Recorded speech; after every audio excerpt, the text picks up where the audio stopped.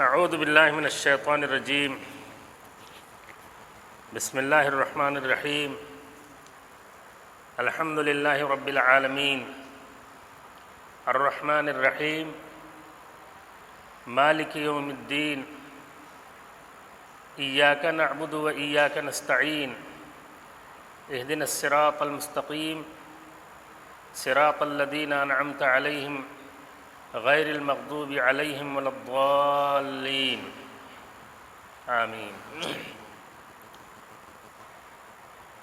کل گفتگو ہوئی تھی اعوذ باللہ من الشیطان الرجیم کے تعلق سے۔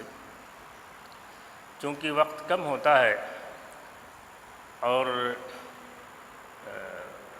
جو نصاب کا کورس ہے وہ زیادہ ہے، اس ناطے بہت ساری باتیں چھوڑ کر کے بعض ضروری باتیں آپ لوگوں کے سامنے رکھی جائیں گی۔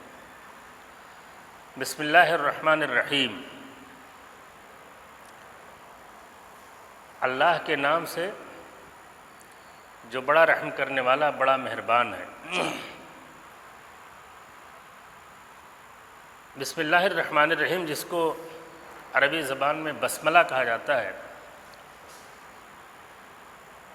اس بسملہ کی تاریخ بہت پرانی ہے۔ خود قرآن مجید کے مطالعے سے اندازہ ہوتا ہے کہ شروع سے سلیم الفطرت انسانوں نے اپنے ہر اچھے اور اہم کام کا آغاز اللہ کے نام سے کیا ہے۔ حضرت نوح علیہ السلام کے تعلق سے سورہ ہود میں ہے قال ارکبوا فیہا بسم اللہ مجریہا و مرساہا، اور اس کے بعد سورہ نمل میں حضرت سلیمان علیہ السلام کے تعلق سے ہے کہ انہوں نے جب بلقیس کو خط لکھا تو اس خط کا آغاز بھی بسم اللہ الرحمن الرحیم سے کیا تھا، یعنی انہ من سلیمان وَإِنَّهُ بسم اللہ الرحمن الرحیم۔ اس سے اندازہ ہوتا ہے کہ ہر اچھے اور اہم کام کا آغاز سلیم الفطرت انسانوں نے ہمیشہ اپنے مالک کے حقیقی اللہ رب العالمین کے نام سے کیا ہے۔ اسی لیے حدیث میں بھی آتا ہے کہ ہر اچھے اور اہم کام کا آغاز اللہ کے نام سے ہونا چاہیے۔ اور اللہ رب العالمین نے قرآن مجید میں جو پہلا حکم دیا پیارے نبی جناب محمد رسول اللہ صلی اللہ علیہ وسلم کو، اس میں بھی کہا اقرأ بسم ربک الذی خلق، تو اللہ کے نام سے پڑھنے کا حکم آیا اور گویا اسی پر عمل ہو رہا ہے۔ مفسرین کے ہاں اس سلسلے میں اختلاف ہے کہ بسم اللہ الرحمن الرحیم جو سورہ توبہ کو چھوڑ کر باقی ہر سورہ کے شروع میں ہے، یہ سورہ کا جز ہے کہ نہیں ہے، اسی طریقے سے سورہ فاتحہ کا یہ جز ہے کہ نہیں ہے۔ کل کے درس میں بعض حدیث کی روشنی میں میں نے بتایا تھا کہ راجح یہ ہے کہ یہ سورہ نمل کی ایک آیت ہے، یعنی قرآن مجید کی ایک آیت تو ہے، لیکن بشمول سورہ فاتحہ یہ کسی سورہ کا جز نہیں ہے، بلکہ سورتوں کے درمیان فصل کے لیے اور ہر سورت کے لیے گویا کہ آغاز اور ابتدا کا ایک جملہ ہے۔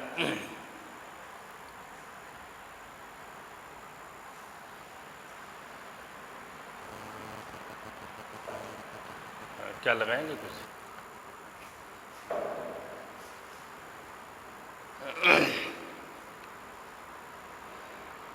نہیں ٹھیک ہے، آپ لوگ لائن پہ رہو اور لائن سے رہو۔ تو اللہ کے نام سے شروع کرنے کی بات چل رہی تھی، تو یہ بہت اہم چیز ہے۔ اللہ دراصل الہ پر الف لام کو بڑھا دیا ہے، اور اللہ یہ عالم ذات ہے۔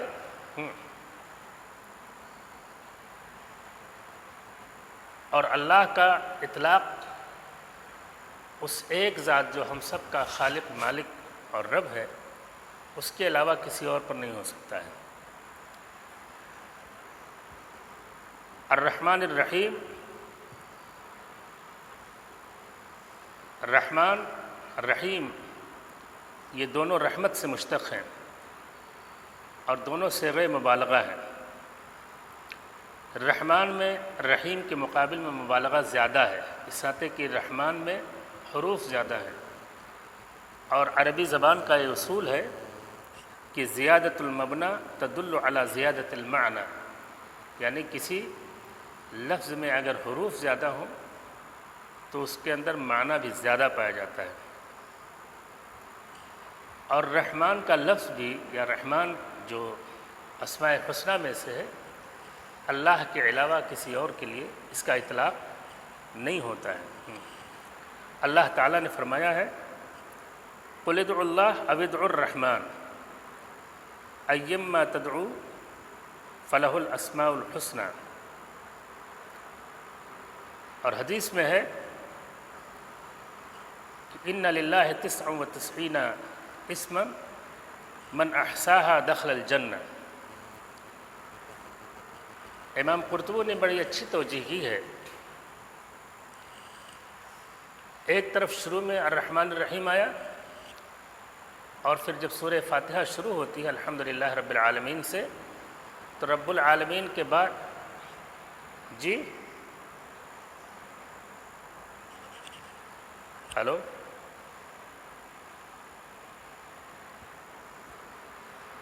الرحمن الرحیم کے بعد، رب العالمین کے بعد بھی الرحمن الرحیم۔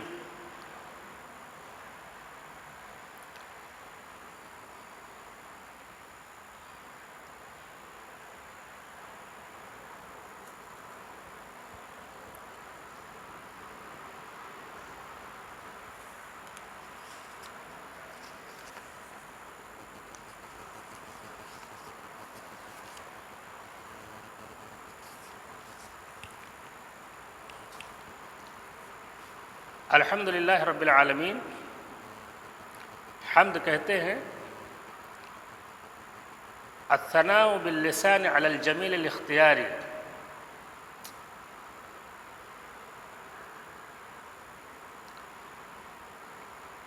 حمد، مدح اور شکر، یہ تین تعبیریں ہیں اور جن میں بہت ہی باریک فرق ہے۔ امام طبری نے کہا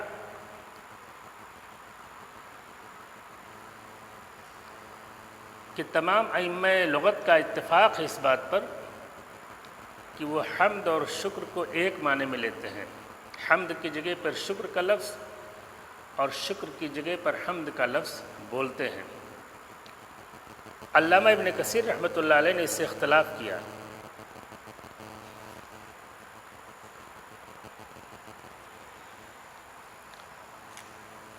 علامہ ابن کثیر نے اس سے اختلاف کیا اور وہ کہتے ہیں کہ نہیں، یہ چیز امام طبری کی یہ بات محل نظر ہے، اس ناطے کہ بہت سارے متاخرین کے ہاں حمد کا اطلاق ہوتا ہے الثناء بالقول علی المحمود بصفاتہ اللازمہ والمتعدیہ پر، اور شکر صرف متعدی صفات اور متعدی نعمتوں پر ہوتا ہے۔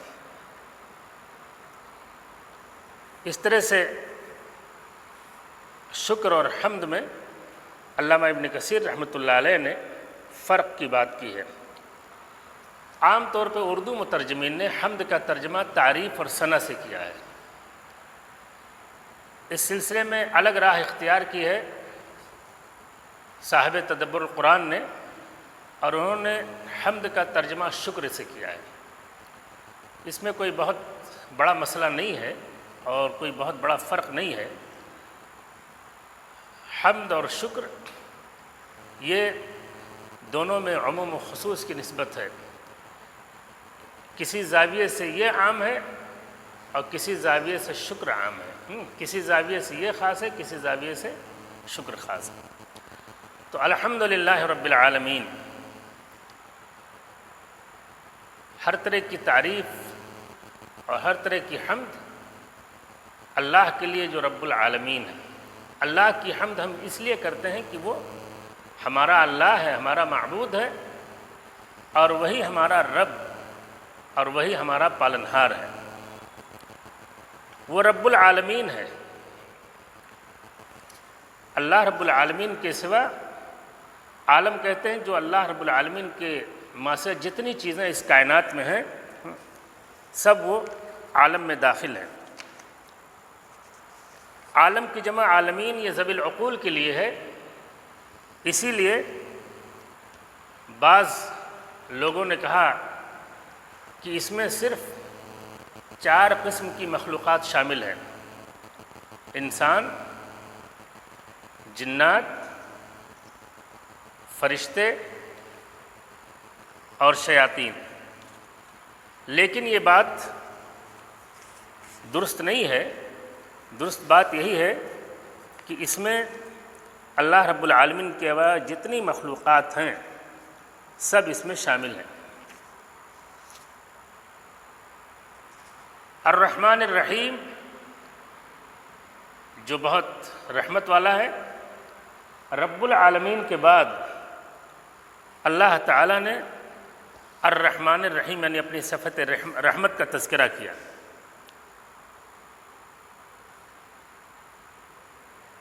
امام قرطبی نے لکھا ہے، اس کی توجیہ کی ہے کہ رب العالمین کے اندر ایک طرح سے ترہیب اور ہیبت کا پہلو پایا جاتا ہے۔ اس ناطے ضرورت تھی کہ اللہ کی رحمت کا بھی تذکرہ ہو تاکہ ترغیب اور ترہیب دونوں پہلو اختیار کیا جائے۔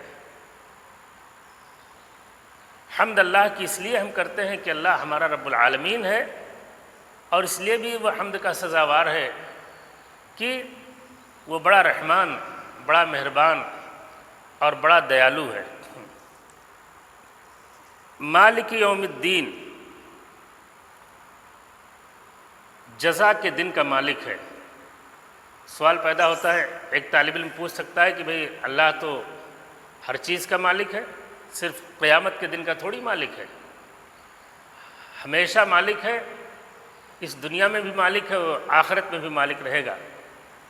تو اس کا جواب یا اس کی توجیہ یہ کی گئی ہے کہ دنیا میں چونکہ کچھ مجازی خدا یا مصنوعی خدا، عارضی مالک پائے جاتے ہیں، حکومتیں ہیں، سلطنتیں ہیں، امراء ہیں، ملوک ہیں، بادشاہ ہیں، وزراء ہیں، لیکن اور یہ ساری کی ساری چیزیں اللہ رب العالمین کے دینے سے انسان کو ملی ہے، لیکن قیامت کے دن ایک ایسا وہاں اللہ کی مالکیت کا، وہاں اللہ کی حکومت کا کامل ظہور ہوگا، اور اللہ کے علاوہ ساری مخلوق بے دست و پا ہوگی۔ لمن الملک اليوم للہ الواحد القہار، کس کی حکومت ہے؟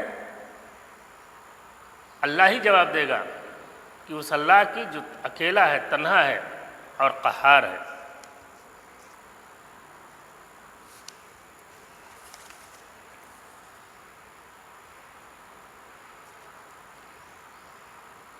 ایاک نعبد و ایاک نستعین،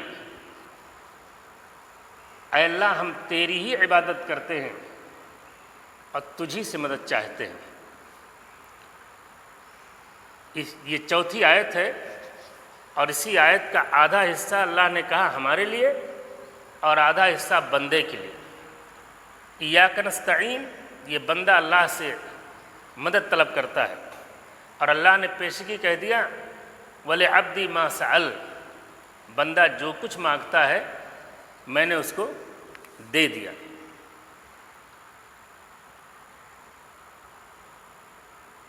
اللہ کی عبادت، عبادت کا لفظ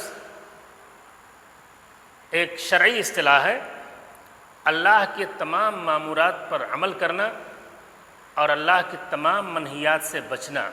اللہ نے جن چیزوں کا حکم دیا ان کو بجا لانا، اور جن چیزوں سے اللہ رب العالمین نے روک دیا ان سے رک جانا، یہی دراصل اللہ کی عبادت ہے۔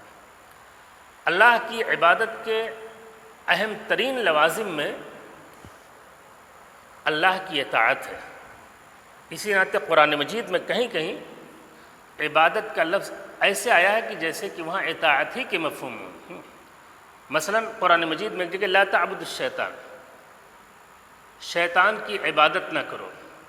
پوری انسانی تاریخ میں کسی مشرک، کسی کافر نے شیطان کی باضابطہ عبادت نہیں کی۔ دراصل وہ شیطان کی اطاعت کرتا ہے، اس کے بہکاوے میں آتا ہے اور اس کے بہکاوے میں آ کر کے اللہ کو چھوڑ کر کے دوسروں کی بندگی میں لگ جاتا ہے۔ تو قرآن گویا شیطان کی اطاعت کو شیطان کی عبادت قرار دیتا ہے۔ تو عبادت اور اطاعت میں بہت ہی اٹوٹ رشتہ ہے۔ وہ عبادت اللہ کی جس میں اللہ کی اطاعت کا جذبہ نہ ہو، ایسی عبادت کا کوئی اعتبار نہیں ہے۔ انسان بظاہر بڑی عبادت کرتا ہو اور عبادت کے مراسم اور مظاہر کو انجام دیتا ہو، لیکن اللہ رب العالمین کے احکام اور فرامین کو پامال کرتا ہو اپنی عملی زندگی میں اور زندگی کے مختلف میدانوں میں، تو ایسے رسوم عبادت کا اللہ کے ہاں کوئی اعتبار نہیں ہوگا۔ تو کہا ایاک نعبد و ایاک نستعین، اے اللہ ہم تیری ہی عبادت کرتے ہیں۔ یہی عبادت دراصل انسان کی تخلیق کا مقصد ہے۔ وما خلقت الجن والانس الا لیعبدون، انسان اور جنات کو صرف اس لیے پیدا کیا تاکہ انسان اور جنات صرف اور صرف اللہ کی عبادت کریں۔ تو اللہ کی عبادت کرنے میں اور اللہ کی بھرپور اطاعت کرنے میں انسان محتاج ہے اللہ کی مدد کا۔ گویا کہ ہم اپنی زبان حال اور زبان قال سے کہتے ہیں کہ اللہ ہم تیری عبادت کا حق نہیں ادا کر سکتے جب تک تیری مدد شامل حال نہ ہو۔ اس ناطے ہم اپنی زندگی کے ہر موڑ میں اور اپنی زندگی کے ہر سانس میں تیری مدد اور تیرے تعاون کے محتاج ہیں، تجھی سے ہم مدد چاہتے ہیں۔ بعض لوگ مغالطہ دیتے ہیں کہ انسان مخلوق سے بھی مدد لیتا ہے، سہارا لیتا ہے عملی طور زندگی میں، یا قرآن کہتا ہے تعاونوا علی البر والتقوی ولا تعاونوا علی الاثم والعدوان۔ تو ایک طرف یہ دعویٰ کہ ہے اللہ ہم صرف تیری ہی مدد چاہتے ہیں تجھی سے، اور دوسری طرف عملی زندگی میں اپنے ابنائے جنس سے، اپنے ساتھیوں سے، دوستوں سے، پڑوسیوں سے، رشتہ داروں سے وہ بسا اوقات مدد چاہتا ہے۔ تو دراصل اس میں کوئی تضاد یا ٹکراؤ نہیں ہے۔ دراصل اللہ رب العالمین کے علاوہ مخلوق سے انسان ان چیزوں میں مدد مانگ سکتا ہے جس میں مدد کرنے کی مخلوق طاقت رکھتا ہو، اور یہ اسی آیت پر عمل ہوگا تعاونوا علی البر والتقوی، یعنی بھلائی کے کاموں میں ایک دوسرے کے کام آؤ، ایک دوسرے کی مدد کرو۔ لیکن جس چیز میں ایک مخلوق چاہے وہ نبی ہو، ولی ہو، پیر ہو، کسے باشد، وہ مدد کرنے کی پوزیشن میں نہیں ہے، مدد کرنے کی صلاحیت نہیں رکھتا، تو ہم اس سے نہیں مدد مانگیں گے۔ ایسی چیزوں میں ہم صرف اللہ رب العالمین سے مانگیں گے۔ اور دوسری چیز یہ ہے کہ جب انسان کسی بندے سے بھی مدد مانگتا ہے تو اس کا یہ یقین ہوتا ہے کہ ہمیں یہ بندہ بھی مدد نہیں کر سکتا ہے جب تک اللہ رب العالمین کا اشارہ نہ ہو۔ اللہ رب العالمین جب تک چاہے گا نہیں تب تک یہ بندہ بھی ہمارے کام نہیں آ سکتا ہے۔ بندہ بھی کام آئے گا تو اللہ رب العالمین کی توفیق سے، اس کی اجازت سے، اس کی مشیت سے۔ سورہ فاتحہ بڑی عظیم سورہ ہے۔ بخاری شریف کی روایت ہے، رسول اکرم صلی اللہ علیہ وسلم نے اس کو اعظم سورۃ فی القرآن الکریم کہا ہے۔ آپ نے فرمایا ہے، ایک روایت میں آتا ہے، ایک صحابی کہتے ہیں کہ میں مسجد میں تھا، رسول اکرم صلی اللہ علیہ وسلم نے کہا کہ مسجد سے نکلنے سے پہلے میں تمہیں قرآن مجید کی عظیم ترین سورہ بتاؤں گا۔ کہا کہ رسول صلی اللہ علیہ وسلم نکلنے لگے تو میں نے یاد دلایا، تو آپ نے فرمایا الحمدللہ رب العالمین، یعنی الحمدللہ رب العالمین جو سورہ فاتحہ، اور کہا یہ السبع المثانی ہے، ام القرآن ہے، اور بلکہ اسے قرآن عظیم تک قرار دیا۔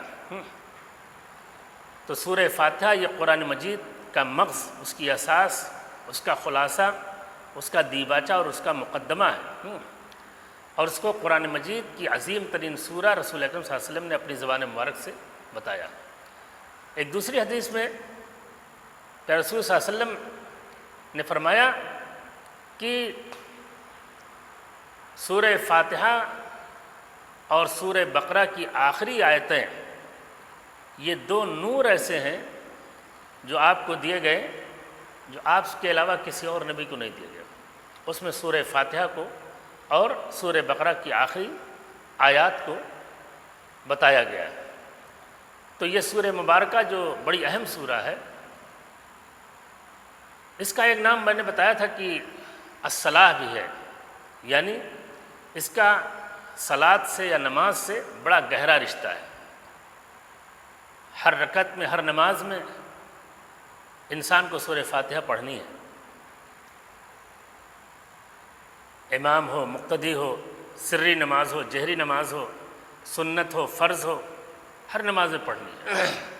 ٹھیک ہے، اختلاف ہے اور سب کے اپنے اپنے دلائل ہیں۔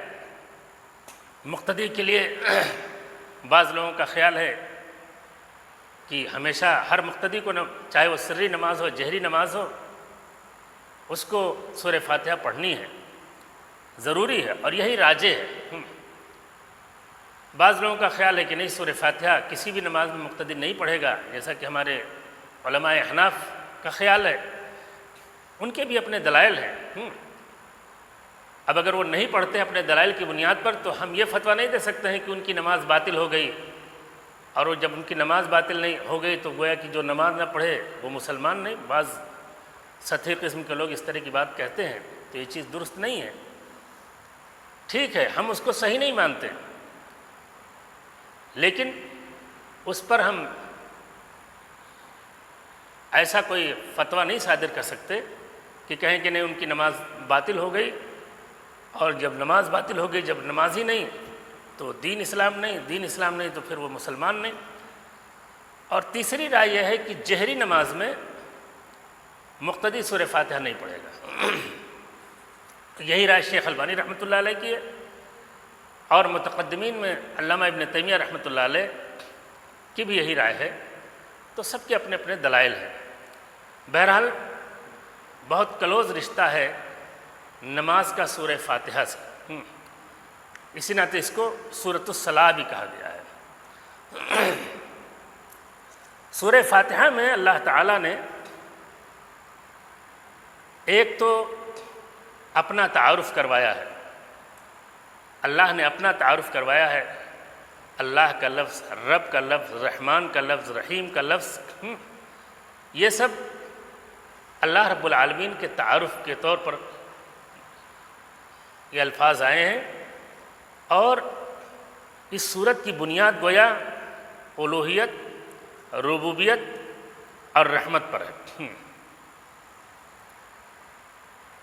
اس سورے کے اندر آخرت کا بھی اس بات ہے، کہا مالک یوم الدین، یعنی جزا کے دن کا مالک۔ اس سورت کے اندر نبوت کا بھی اس بات ہے۔ علامہ ابن قیم رحمۃ اللہ علیہ نے سورہ فاتحہ کی تفسیر میں یہ سورت نبوت کے اس بات پر کیسے دلالت کرتی ہے اور کتنے طریقوں سے دلالت، بڑی فاضلانہ بحث کی ہے۔ میں چند نکات آپ لوگوں کے سامنے رکھ دیتا ہوں۔ ابن قیم فرماتے ہیں کہ یہ سورہ مبارکہ نبوت کو مختلف طریقے سے ثابت کرتی ہے۔ کہا پہلا ثبوت یہ ہے کہ اللہ اگر رب العالمین ہے، جب یہ سورہ بتاتی ہے کہ اللہ رب العالمین ہے، تو اس کی ربوبیت کا یہ تقاضا ہے کہ جیسے وہ ہمارے جسم کی پرورش و پرداخت کے لیے بہت سارے انتظامات کرتا ہے، ہوا کا انتظام، پانی کا انتظام، روشنی کا انتظام، دھوپ کا انتظام، کھانے پینے کا انتظام، ایسے ہی اللہ رب العالمین ہم کو ضائع کر دے، ہماری رہنمائی نہ کرے دین ایمان کے معاملے میں، یہ اس کی ربوبیت کے منافی ہے۔ تو اللہ رب العالمین کا رب العالمین ہونا، اس کا تقاضا یہ ہے کہ اللہ اپنے نبیوں اور رسولوں کو بھیجے، اپنی کتابیں نازل فرمائے، تاکہ اس کے بندوں کی صراط مستقیم کی طرف رہنمائی ہو سکے۔ دوسرا نبوت کے اس بات کی دلیل یہ ہے کہ اللہ کا لفظ یعنی جو ہمارا معلوہ اور معبود ہے، جب یہ سورہ ہمیں بتا رہی ہے کہ اللہ ہمارا معبود ہے تو ظاہر ہے عبادت کا طریقہ،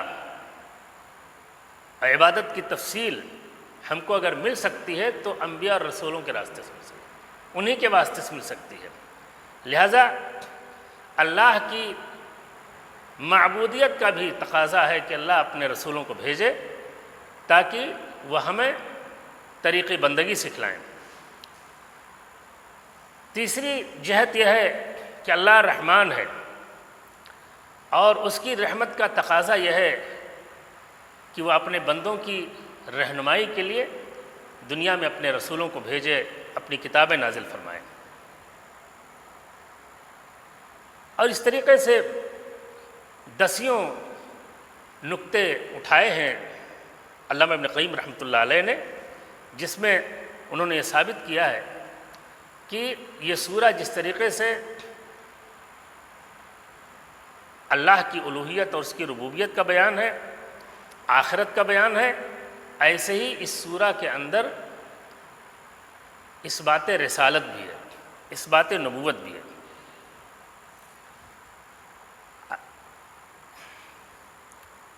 اہدنا الصراط المستقیم، قرآن مجید میں صراط ہدایت کے لیے 3 انداز اختیار کیا گیا ہے۔ کہیں تو اس کا صلہ الا لایا گیا ہے، اور کہیں لام لایا گیا ہے، اور کہیں بغیر صلہ کے ڈائریکٹ جوڑ دیا گیا ہے، جسے اہدنا الصراط المستقیم۔ اور ان تینوں میں استعمالات میں کوئی خاص فرق نہیں ہے۔ ہدایت کے معنی رہنمائی کرنا بھی ہے، ارشاد اور دلالہ، اور توفیق بھی ہے۔ اللہ رب العالمین سے ہم ہر نماز میں اور جب بھی سورہ فاتحہ پڑھتے ہیں تو اللہ سے اس سورہ میں 2 ہی چیز مانگتے ہیں، ایک تو اللہ کی مدد مانگتے ہیں، اور جس مدد کا ایک بندہ ہمیشہ محتاج ہے اپنی عملی زندگی میں، اللہ کی عبادت کرنے میں بھی اور سیدھے راستے پر گامزن رہنے میں، تو ہمیشہ بندہ اللہ کی مدد، اللہ کی نصرت کا، اللہ کی توفیق کا محتاج ہے۔ تو اہدنا الصراط المستقیم، اللہ تو ہمیں سیدھے راستے پر لے چل، اور یہ ہدایت دونوں معنوں میں یہاں ہے، یعنی ہماری رہنمائی بھی کر اور ہمیں توفیق بھی دے کہ ہم اس راستے پر چلتے رہیں، یہاں تک کہ وَاعْبُدْ رَبَّكَ حَتَّى يَأْتِيَنَ الْيَقِينُ، یاتیک الیقین، یعنی مرتے دم تک انسان صراط مستقیم پر گامزن رہے۔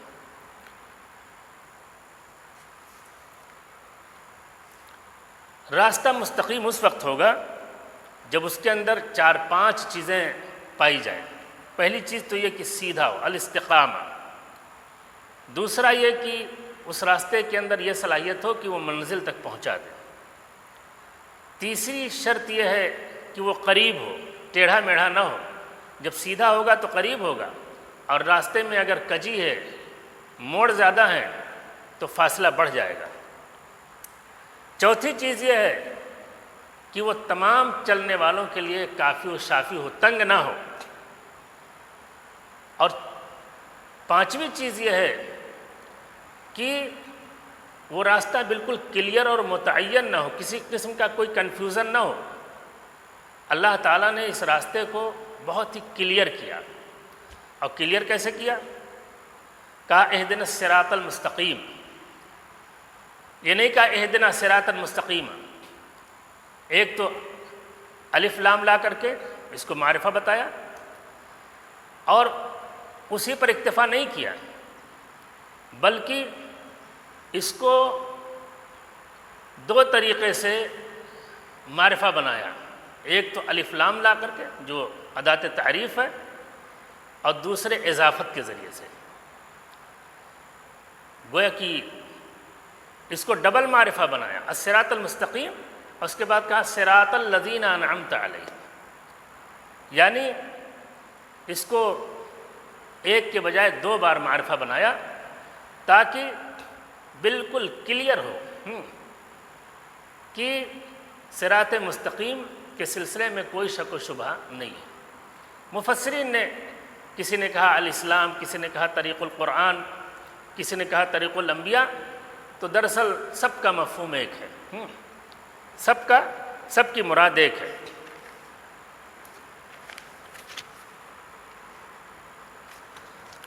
اللہ تعالیٰ نے قرآن مجید میں اپنی طرف بھی منسوب کیا ہے، مثلا کہا وَأَنَّ هَذَا صِرَاطِي مُسْتَقِيمًا،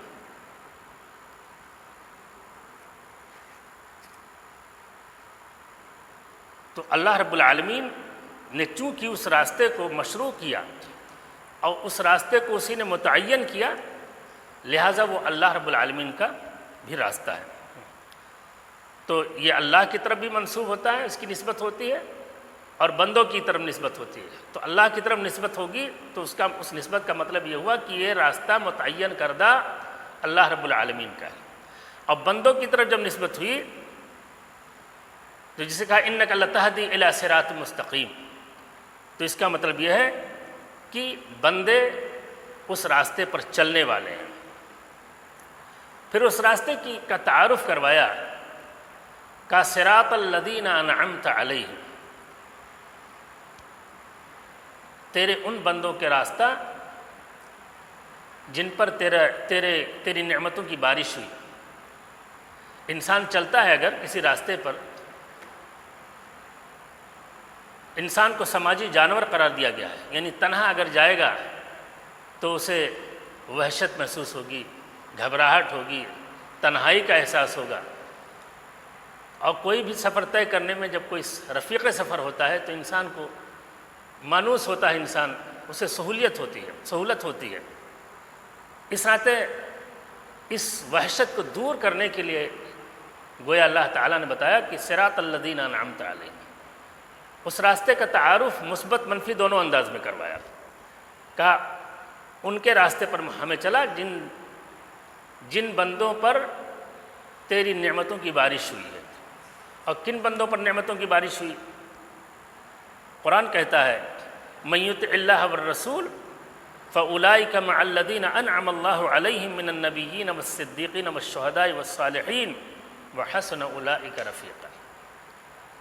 تو اللہ کی نعمت کی بارش اور اللہ کا منعم علیہ بننے کے لیے جو چیز سب سے زیادہ ضروری ہے وہ یہ ہے کہ انسان اللہ کی اطاعت اور اللہ کے رسول کی کرے، من یطع اللہ والرسول، اور جو اللہ اس کے رسول کی اطاعت کرے گا تو ان کے لیے بشارت ہے کہ یہ لوگ اللہ کے انعام یافتہ بندوں میں کے ساتھی ہوں گے، یعنی انبیاء کے ساتھی ہوں گے، صدیقین کے ہوں گے، شہداء کے ہوں گے، صالحین کے ہوں گے۔